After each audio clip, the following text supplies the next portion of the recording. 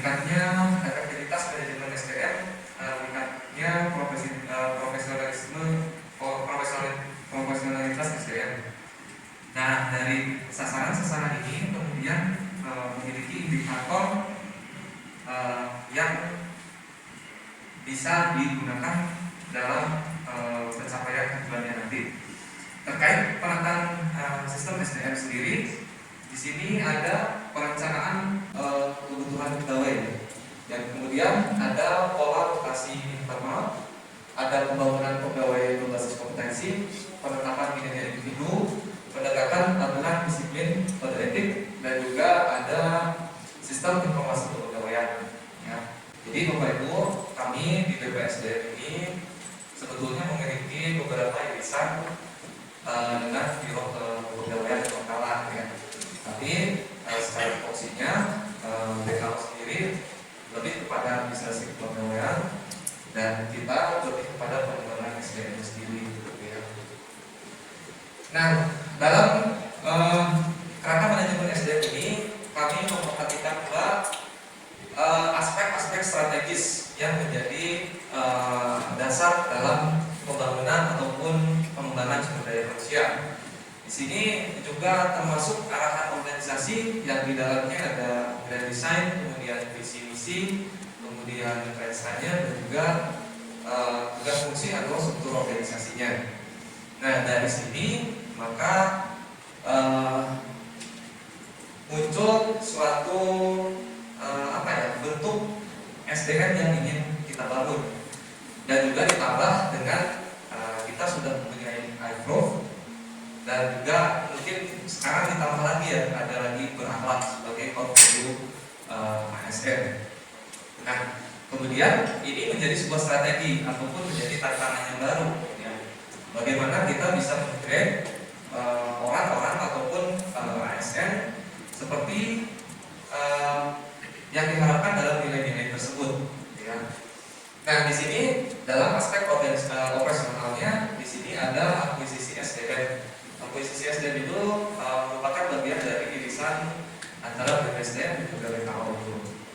Kemudian kami lebih fokus kepada pengembangan SDM dan juga penilaian kinerjanya, yaitu dalam mempertahankan retensi SDM-nya sebenarnya, ya. Nah, dalam pengembangan kompetensi sebetulnya yang diharapkan adalah pemanfaatan data kompetensi atau gap kompetensi hasil dari asesmen kompetensi yang sudah Bapak Ibu laksanakan. Kemudian nantinya akan menjadi dasar dalam pengembangan kompetensinya, gitu ya. Jadi gapnya apa, kebutuhan kompetensi atau pengembangan kompetensinya seperti apa, dan juga ini nanti seperti dalam Permenpan RB nomor 3 tahun 2020 tentang manajemen talenta, itu nantinya kinerja kompetensi akan menjadi suatu penilaian dalam matriks talentanya, ya, atau nine box talent management, ya. Nah, dari sini kemudian ada juga penilaian kinerjanya. Penilaian kinerja ini sebetulnya terdapat 3 aspek penting yang kita lakukan, ya. Jadi pertama mungkin ada perencanaan kinerjanya, kemudian pelaksanaan atau penilaian kinerjanya, dan yang ketiga adalah evaluasi kinerjanya. Nah, kaitan dengan LK ini sebetulnya perencanaan kinerja ini meliputi penyusunan case ending, ya. Jadi pembagian habis pekerjaan yang dimulai dari PK sampai unit atau pelaksana. Nah, kemudian ada penilaian kinerja sendiri. Di sini mungkin yang dititik beratkan sebetulnya adalah objektivitas dalam penilaian kinerja tersebut. Kemudian evaluasi ini sebetulnya bentuk istilahnya dasar yang digunakan dalam pemberian reward and punishment. Akan tetapi reward and punishment sendiri memang secara juknisnya memang BKO yang mengeluarkan, tetapi ada beberapa istilahnya hal yang bisa dilakukan, ya misalkan pemberian data penghargaan ataupun lain sebagainya, itu data kinerja tersebut bisa digunakan untuk pemberian reward ke arah sana, gitu ya. Dan mungkin kedepannya nanti ada untuk bisa beasiswa juga, gitu ya. Kemudian untuk pemberian tunjangan kinerja juga. Ya, mungkin ini menjadi salah satu pengukuran kinerja di mana hasil penilaian kinerja tersebut digunakan dalam pemotongan tukin, dan itu yang terjadi pada saat ini. Ya. Kemudian dari hasil pengembangan kompetensi dan kinerja, penilaian kinerja tersebut itu sebetulnya diharapkan mampu memberikan suatu evaluasi supaya organisasi dengan mudah ataupun dengan istilahnya gampang atau dalam mencapai target organisasinya. Dan ini juga pengembangan kompetensi ini sebetulnya menjadi suatu nilai tambah pada stakeholder tersebut. Nah, kemudian isu yang terbaru adalah corporate university, ya, atau korpu di PUPR. Sebetulnya secara tidak teradministrasi sebetulnya kita sudah melakukan corporate university ini, gitu ya. Karena corporate university ini pada dasarnya dia merupakan sebuah strategi untuk meningkatkan kapasitas SDM dengan cara belajar, gitu ya. Bisa mandiri, bisa mengikuti pelatihan ataupun secara formal dan lain sebagainya. Nah, dalam internalisasinya sebetulnya pemahaman konsep dalam korpu ini diawali dengan bagaimana kita memahami bisnis proses dari unit kerja kita masing-masing. Dari sana kita akan lebih memahami organisasi ini membutuhkan apa sih, gitu ya. Apa yang harus dipelajari, sehingga nantinya terbentuklah konsep tempat kerja itu adalah tempat untuk belajar, ya. Jadi ini karena kalau dari pelatihan itu ada mismatch antara hasil pelatihan sendiri dengan kebutuhan di lapangan, gitu ya. Nah, ini konsep korpu ini itu untuk mengatasi hal tersebut. Kemudian ada juga ini komitmen bersama. Ya, komitmen bersama memang tidak hanya komitmen dari unit organisasi dalam hal mengembangkan kompetensinya, tetapi juga ini kaitannya dengan individu itu sendiri. Kadang ada individu ataupun pegawai yang diminta untuk mengikuti diklat, capek gitu ya, malah nambah-nambah kerjaan. Nah, ini harus ada komitmen bersama bahwa kita perlu mengembangkan diri untuk membantu organisasi dalam mencapai tujuannya. Nah, kemudian kita juga udah ada namanya Simantu, ya. Simantu ini sebetulnya masuk ke dalam learning management system itu sendiri. Jadi kita bisa mengakses informasi, kemudian tutorial, video-video yang itu bisa menjadi bahan pembelajaran dan membantu dalam menyelesaikan pekerjaan-pekerjaan yang dihadapi. Nah, kemudian ini ada juga learning infrastrukturnya. Nah, learning infrastruktur ini kaitannya bagaimana sebuah konsep dari ruangan itu bisa menarik minat baca seseorang supaya bisa belajar dengan nyaman, dengan tenang. Maka di sini ada konsep co-working space, ya. Biasanya ini ada di perpustakaan, di Kementerian PUPR sudah ada. Kalau tidak salah ada di Pusat Pengembangan Kompetensi Wilayah Bandung itu sudah ada tempat yang nyaman untuk belajar sehingga bisa memaksimalkan ataupun belajarnya menjadi berkualitas. Nah, kemudian juga di sini konsep korpu ini sebetulnya memberikan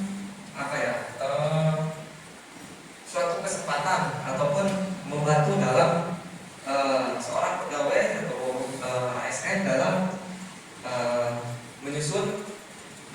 kinerjanya gitu ya.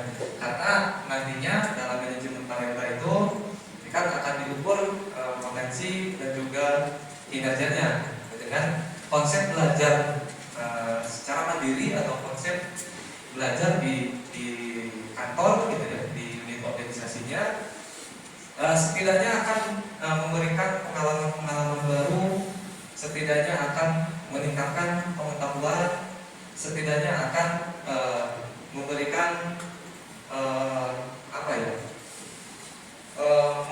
motivasi untuk mencapai target-target yang diinginkannya. Dan kemudian di sini juga konsep TOPU ini ada tetap harus melakukan evaluasi dan juga feedbacknya supaya nanti bisa diukur tentunya ya. Ini dengan konsep seperti ini sudah bisa meningkatkan performanya atau belum gitu ya. Lanjut. Nah ini kita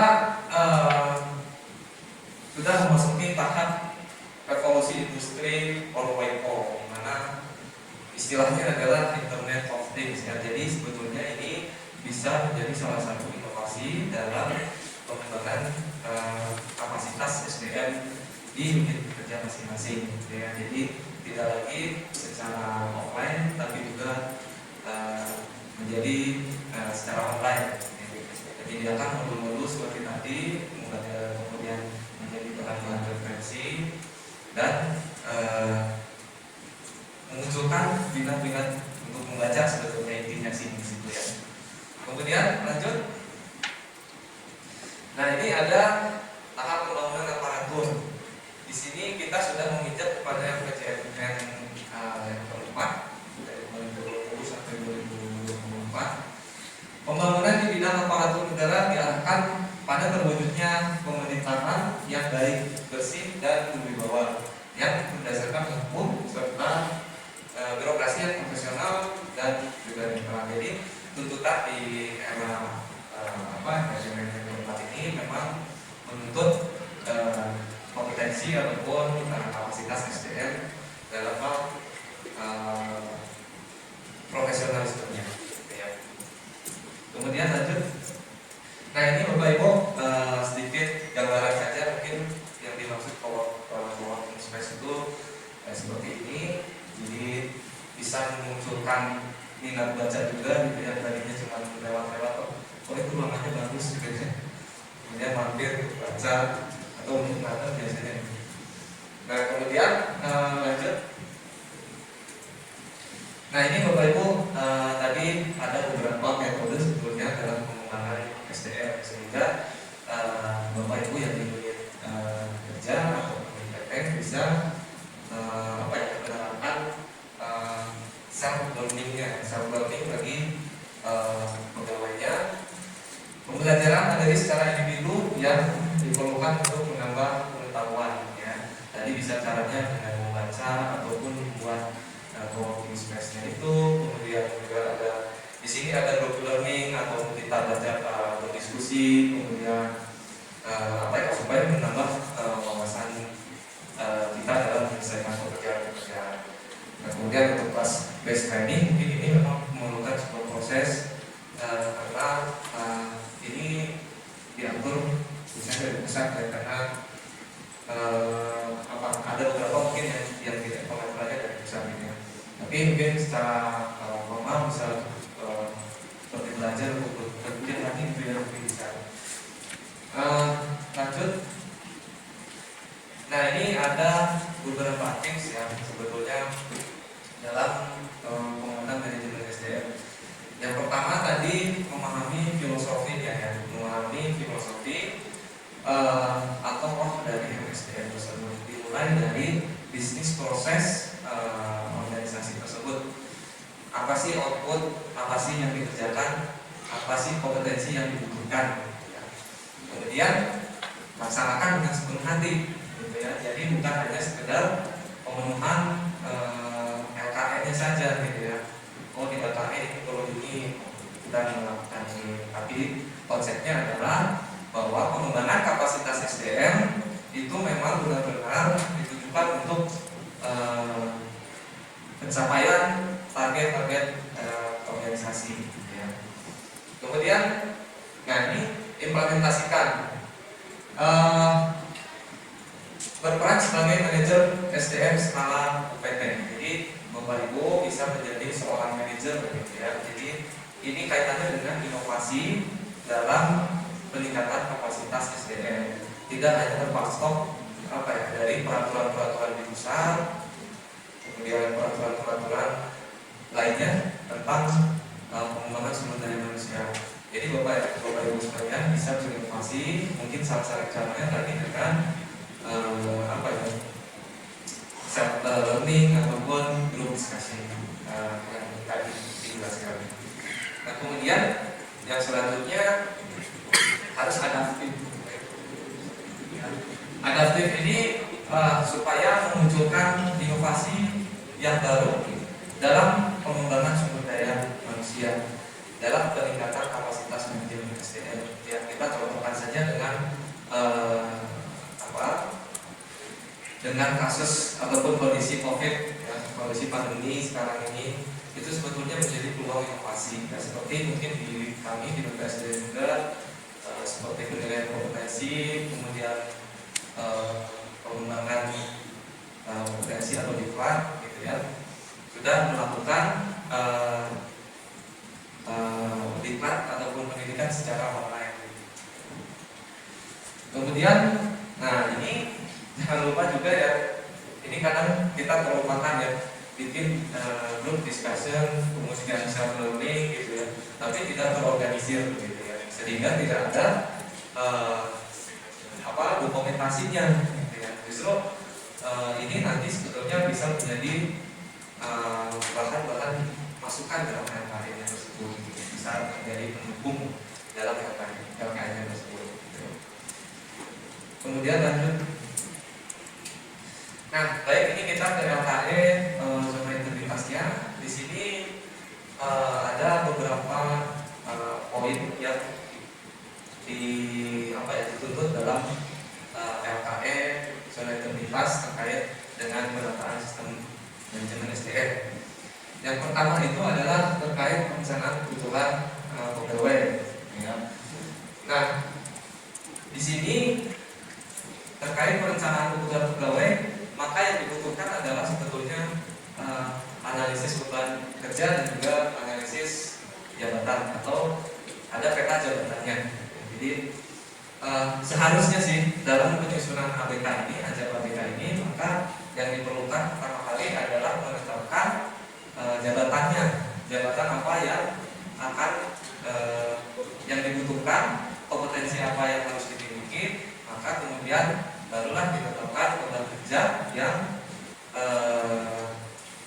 yang sesuai ataupun yang memang seharusnya dalam jabatan tersebut. Baru nanti carikan orangnya, harusnya seperti itu.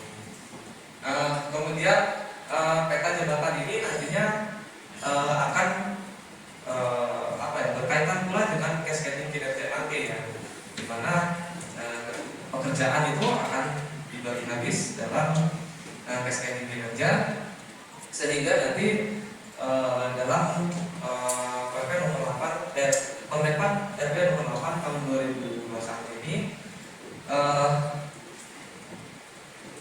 dari cascading tersebut akan dihasilkan matriks peran hasilnya. Jadi diketahui tiap orang ini kerjanya ini, outputnya ini, atau programnya ini. Dan kemudian pola dasi internal ini mungkin ada sedikit kaitannya dengan tema tadi, tapi pada dasarnya adalah pemutusan rotasi mutasi itu berdasarkan kompetensi yang dimilikinya. Nah, kemudian pengembangan berbasis kompetensi tadi sedikit dijelaskan. Jadi harapan adalah kali ini pengembangan berbasis pegawai berbasis kompetensi ini dia pertama memanfaatkan hasil asesmen sebagai gap kompetensinya, kemudian diketahui atau ditetapkan pengembangan kompetensi SDM yang harus dilakukannya, dan kemudian nanti akan dievaluasi sebelum pengembangan kompetensi seperti apa, sesudah pengembangan kompetensi seperti apa, dan nantinya efek ataupun pengaruhnya terhadap organisasi itu apa. Sebetulnya yang ideal itu arahnya ke sana gitu ya. Cuma mungkin ya tadi beberapa dari proses tersebut ada yang belum kita terdokumentasi dengan baik. Kemudian lanjut. Nah, ini kemudian tentang penetapan kinerja atau kinerja pegawai, kinerja individu. Di sini juga sebetulnya sama konsepnya ya, mulainya dari perencanaan, penilaian kinerja, dan juga evaluasi. Tadi sudah disinggung sedikit bahwa dalam perencanaan terdapat sebuah cascading yang menghasilkan istilahnya dialog kinerja, dan juga nanti akan menghasilkan peraturan hasil. Itu tercantum dalam SKP yang baru sekarang di sesuai Kementerian yang berlaku. Nah, ini kewajibannya adalah dokumen SKP, dokumen kinerja pegawai, LKP, di SKP. Kalau di LKP ini sebetulnya dia sudah mengukur capaian bulanan gitu ya, penilaian secara periodik. Jadi sebetulnya bagus untuk mengisi LKM gitu ya, karena kita melakukannya kan cuma semesteran kalau tahunan gitu ya. Tapi ada contoh lain di Betam. Nah, kalau di Betam itu Balai Teknik Teknologi Hari Gunung, dia sudah ada pengukuran harian ya. Dan hasilnya pun itu digunakan sebagai pemberian reward kepada pegawai yang berkinerja bagus. Kemudian penegakan aturan disiplin atau kode etik ya, kode perilaku ini kaitannya dengan masih yang PPM dulu ya, sebelum yang kalau misalkan ada yang sekarang itu lebih bagus ya. PP 94 tahun 2021 ya. Sanksi sedangnya potong putih 25% ataupun dicopot dari jabatan, juga pendidikan nanti secara umum. Lanjut. Nah, mungkin itu poin-poin yang bisa saya berikan ke Ibu. Waktu saya kembalikan lagi ke moderator. Terima kasih. Assalamualaikum warahmatullahi wabarakatuh.